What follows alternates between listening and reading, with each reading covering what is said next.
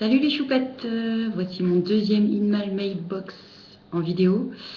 Je me sens toujours aussi idiote à parler à la caméra, mais bon, c'est rigolo, donc je continue. Donc cette semaine, j'ai pas grand chose à vous montrer. Je me suis acheté 3 livres que tout le monde connaît, au moins 2. Donc voilà, je vous les présente tout de suite. Donc le premier, Les Vampires de Chicago 5 en version française, que j'ai déjà lu en VO. Je vous avouerai que j'ai pas tout compris, hein, parce qu'au niveau, américain-anglais, je suis un petit peu nulle. Donc voilà, je suis super impatiente de m'y mettre, parce que autant vous dire que Merit et Ethan me manquent énormément. Donc voilà, je vous en parlerai rapidement, je pense. Je pense le démarrer dès ce soir. Voilà. Le deuxième, Sacrifice, ou Sacrifice en français, le 7e tome de Kelly Armstrong. J'adore Clay et Elena. Là, il s'agit de l'histoire de Jem, il me semble, avec Jérémy. Donc j'ai trop hâte, parce que je pense qu'ils vont faire des étincelles tous les deux.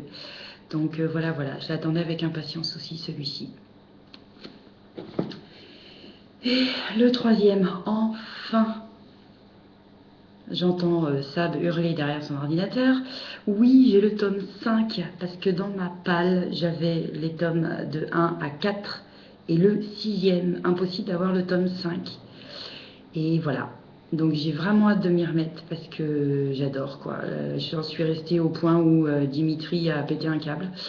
Enfin, il a été transformé, quoi. Donc j'ai vraiment hâte de savoir ce qui va se passer par la suite.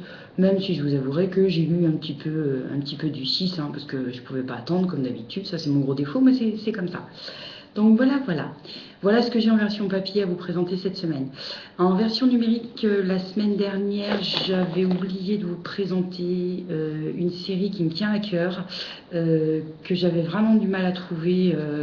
Je trouvais la version papier, mais on était au milieu de la série. Et grâce au Kindle, voilà, ça c'est un des avantages du Kindle, c'est que j'ai pu avoir les 3 premiers tomes qui ne sont plus du tout édités en version papier.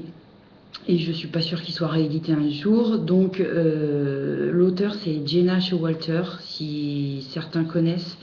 Elle édite un petit peu partout. Elle a édité aux éditions Harlequin, elle a édité chez Darkis. Donc Darkis, c'est du young adulte, donc c'est pas trop mon domaine. Et là, je suis super contente, parce que j'ai réussi à avoir les 3 premiers. Pour vous resituer un petit peu l'histoire, ce sont des guerriers de la mythologie qui ont malheureusement libéré la boîte de Pandore, et les dieux, pour les punir, les ont unis avec un vice, si vous voulez. Donc il y a colère, il y a douleur, et ainsi de suite. Et ils doivent cohabiter avec cette entité qui est à l'intérieur d'eux. Et bon, chaque tome, et comme beaucoup de séries, ils trouvent leur âme sœur, et puis voilà, enfin bon.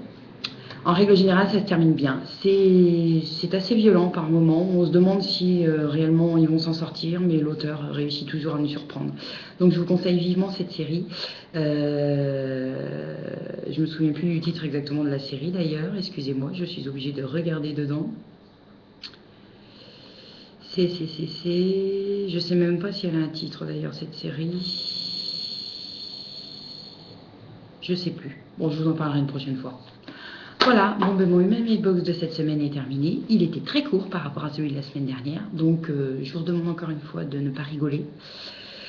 Je fais ce que je peux, je vais y arriver. Donc voilà, je vous souhaite une très très bonne semaine dans vos lectures. Je vous fais tout plein de gros bisous, et puis je vous dis à bientôt sur Facebook. Je vous embrasse.